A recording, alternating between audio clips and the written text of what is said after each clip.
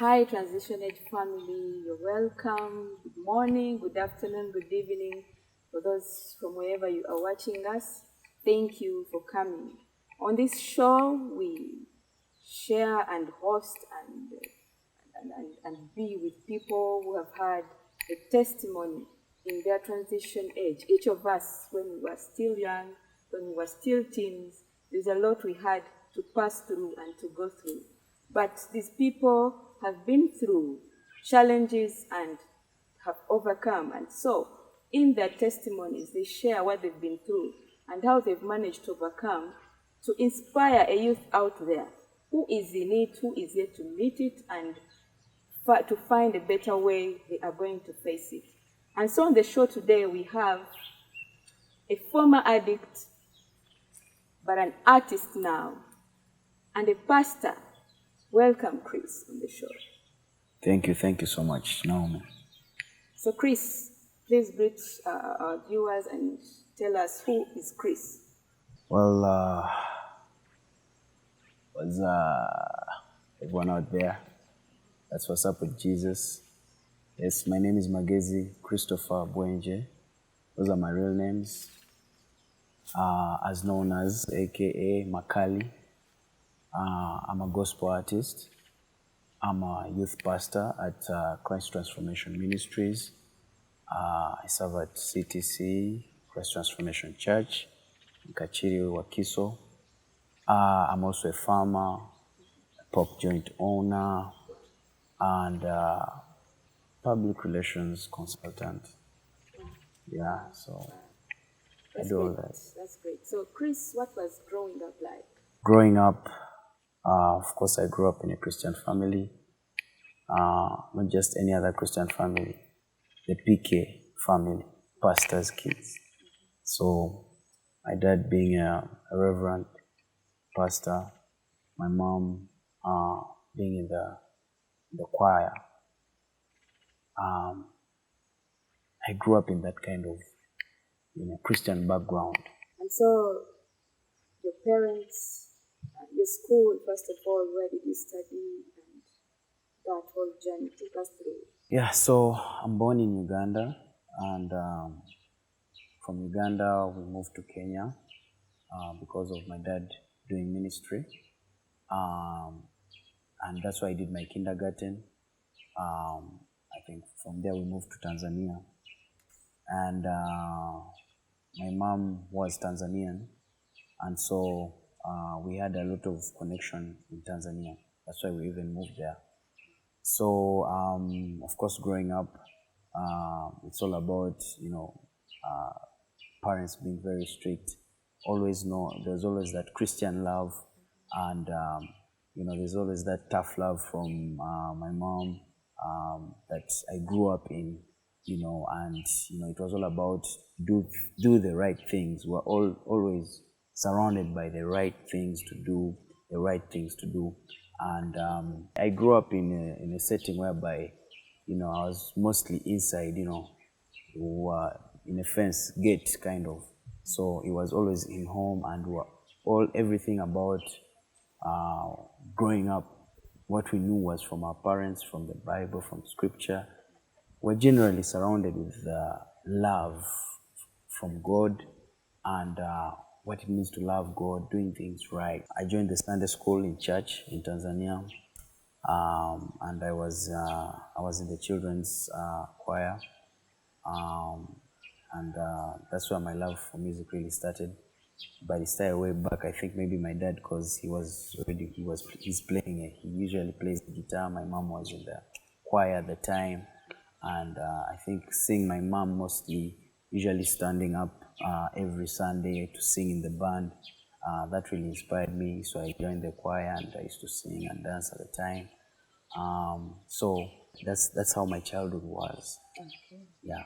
So, your how many kids and what number are you among these children? Yeah, I'm the firstborn, and we are 4 biological, but I have other brothers and sisters who are not biological, but they are my brothers and sisters, Yeah, so So me being a firstborn, of course, there are expectations and also a lot of curiosity, because especially knowing what I know in my childhood, as I was transitioning into as a teenager, especially when I came to Uganda, uh, you know, on a sad note, what happened is that I think as I was just 14 years, and I think around Form 2, and that's when, unfortunately, my mom passed away, and it was a time when I was just trying to transition from childhood to now becoming a teenager, and also learning that, especially when I was in high school, that there's a lot that my parents maybe didn't tell me about the world that I should have known, but some things I just discovered along the way. You mostly get grasping the harsh reality of how the world operates, and yet you're from this kind of very, very, cautious, protected, love, caring kind of family, and then now you're being exposed to the world. So there was a lot that was new, and during that time of discovering, that's when I lose my mom. So yeah. And that brings me to the next question. What was your transition age like? That age? For me, it came in a point of brokenness, in a point of sadness, because when I was in Form 1, I was in the choir. I joined the school choir. As well as joining the school choir in primary in Uganda, I joined the school choir that was Alpha and Omega Primary School. And when I reached to secondary, I was in Seroma Christian High School. I was in the choir. And I've always been loving being in the choir, mostly inspired by my mom. And now, during that period, I was still in my teenage years, still taking up what I was having from my childhood, despite some new environment, especially with high school. But then when my mom passed away, the way I responded to it was different. I responded to it negatively. I think the pain and loss made me become very angry and disappointed with God, and I started blaming God for really what happened, because, I don't know, I just couldn't believe it could, that grief shook me, that something like this could happen to our family or me, and it just changed my whole perspective of what it means to be a Christian. And that for me, I transitioned through losing faith in God. Losing faith in God brought a lot. It made me now start wanting to know more about the world, wanting to be more like out of the family, I wanted to be in the family, but I felt like I didn't fit in anymore in the family, because I became the black sheep of the family, because everyone was all, in harmony with God. And so, of course, during that time, I think one of the first things that came up to me, especially, was, I think smoking cigarettes. That was the first one. Very curious about it. And then from there, I started drinking tote packs at the time. They are no longer there now, but there are some tote packs where you could just, just squeeze it, Kavera, you just squeeze it like chop chop, like a second, you just squeeze it and you throw it, squeeze it through. So then I started selling it in school somehow. And also, of course, that's when I started, dating. Dating came up, but it was first innocent still, because I still had my foundation.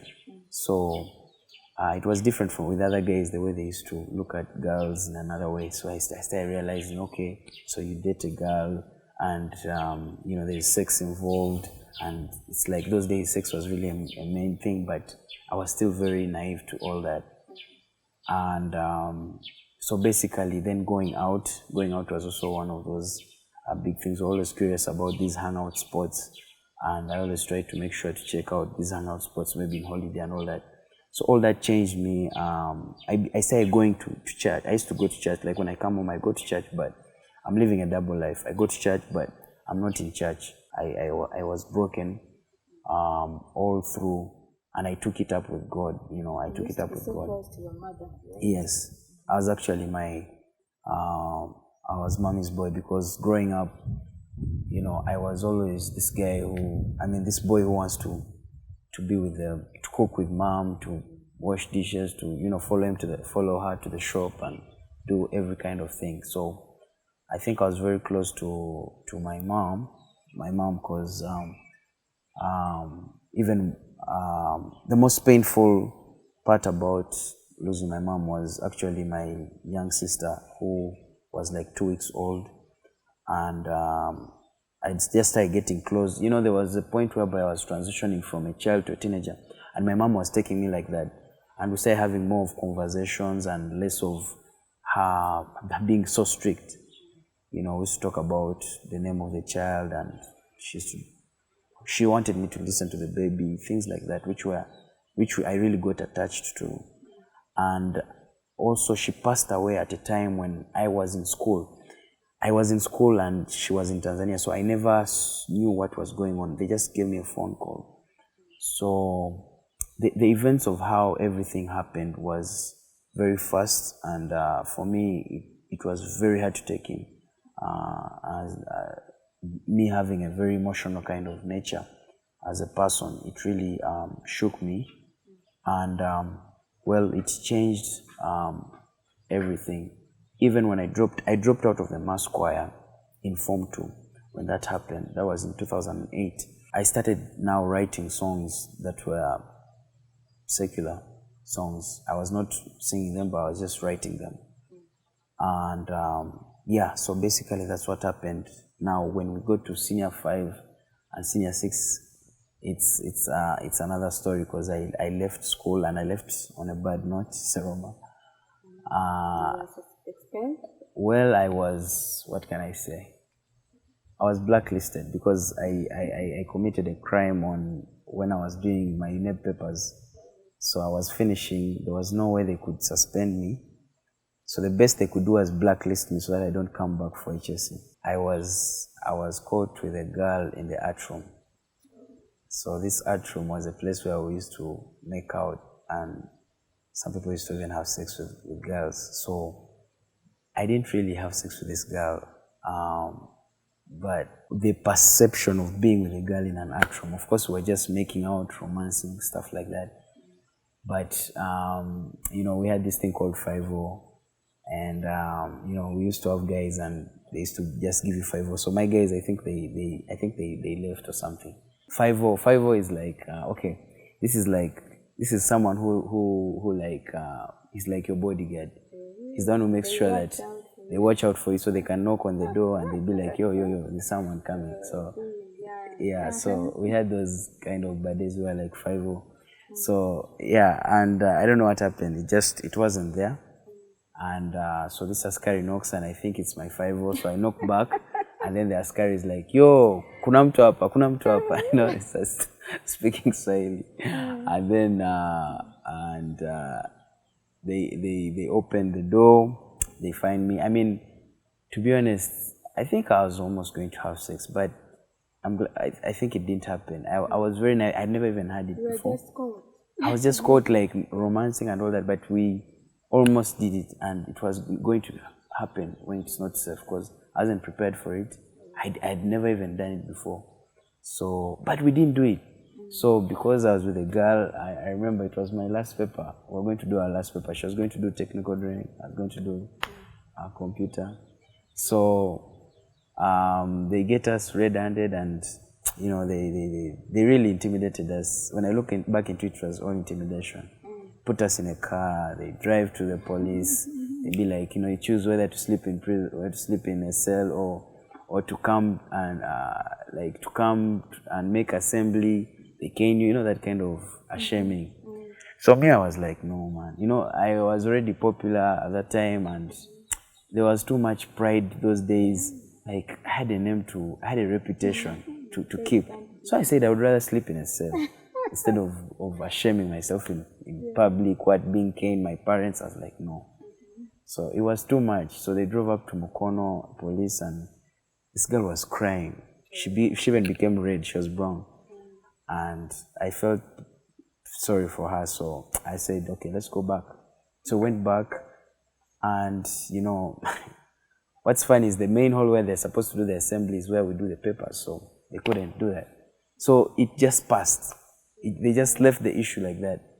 But of course, almost the whole school got to know, and it kind of created a bad name. But everyone thought that I really had sex with this girl, but I didn't. So they blacklisted me. I couldn't come back, and that's when I ended up in Budo SS. Now in Budo SS, everything that I was doing at just a tender age just rocketed, because I became. You're there for HSC. Yeah, HSC. But there, remember, it wasn't a Christian school now. So that was, for me, I loved it. It was not a Christian school, because I never even used to go to church. There was church for born again, but I just wanted to start a new reputation. Exactly. When I reached to Budo SS, it was a fresh start. But a fresh start for me to introduce my new identity, which is not born again. So people So in Budo SS, no one knows me as born again when I left. I mean, that's when I became a serious drunk. I used to drink a lot, especially in functions. And I used to sell a lot of alcohol to some people.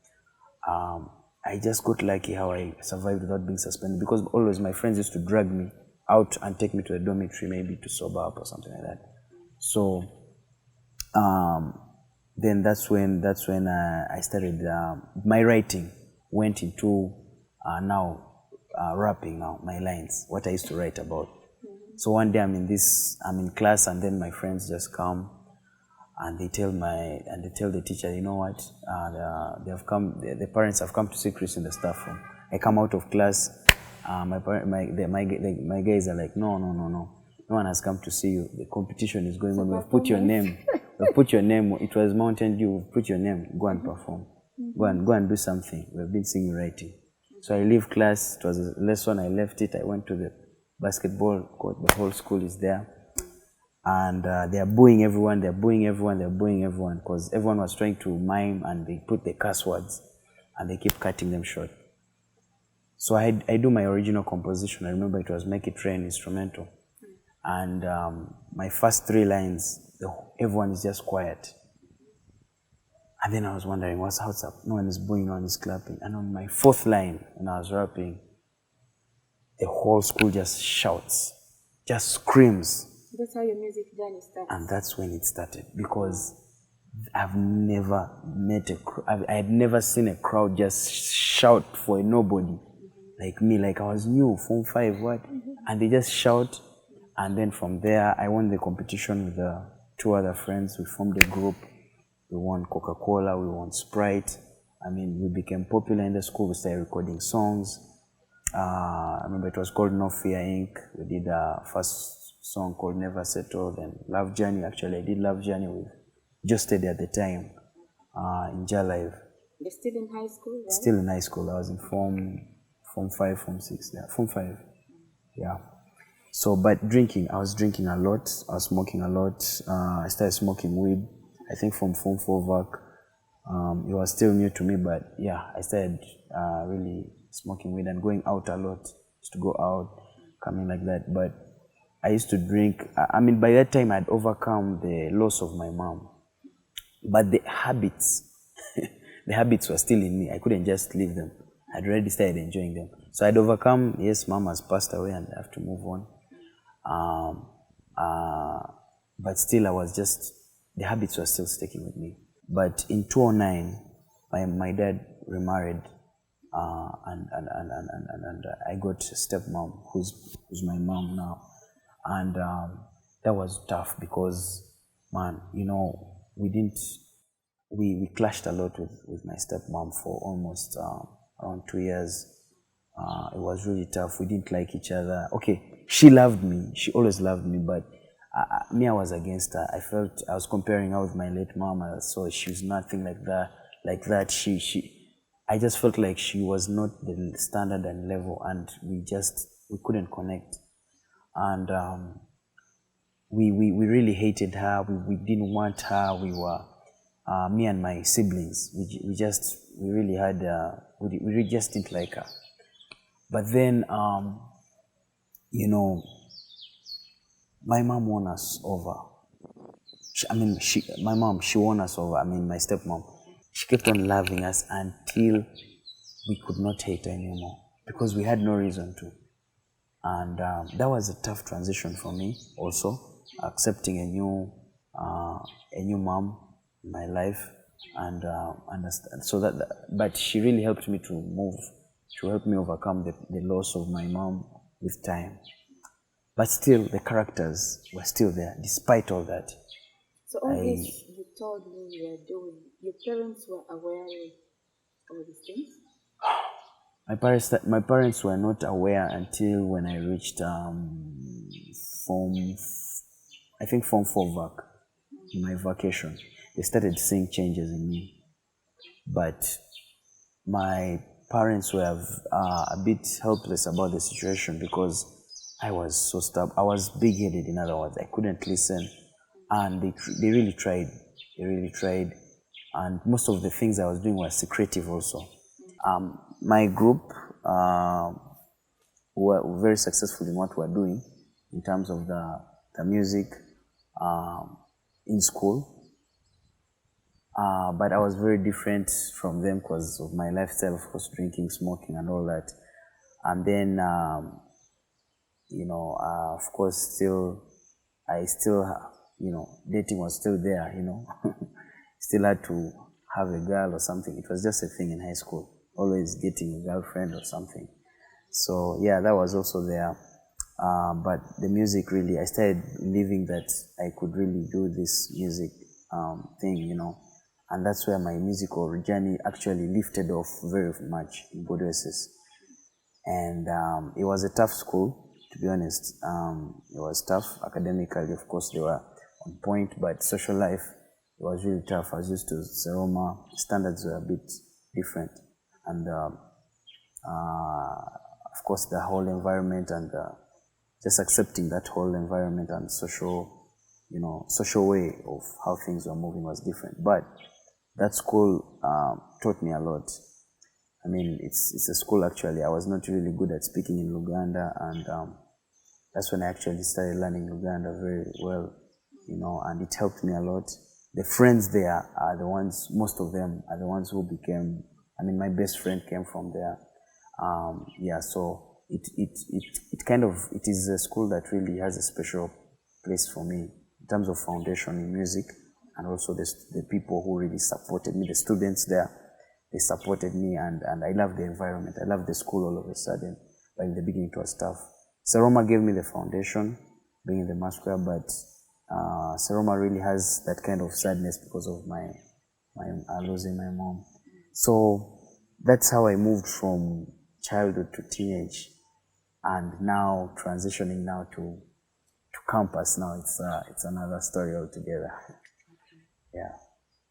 So even through campus, you had these habits because we are going to how you were able to overcome. Yeah. Well, in campus, I first started with VAC. In VAC, I was doing music, but I was still doing the same thing. But what increased in VAC is fornication, because now I was sleeping with girls. This is really tough to say, but the truth is, my sex life, the first person I ever slept with was a prostitute. From Kabalagala. Yeah, so. Yeah, that was the first time I ever had sex. I didn't even plan it. I was just partying, and I even didn't know she was a prostitute. But then I discovered it when she took me to some room, and I just knew she was a prostitute. And when she asked me for money, I just knew it. That's when I knew, but I couldn't believe it. I thought always maybe my first time would be something special, but it was nothing. So yeah, it was just like that. And then when it started with the prostitute, man, it just went on to now normal girls. Yeah, yeah. I never slept with a prostitute ever again, but I just never, I could not date someone without sleeping with them. I just couldn't. So it started from one girl after another, one girl after another. And I mean, I'll tell you that, I'll get to that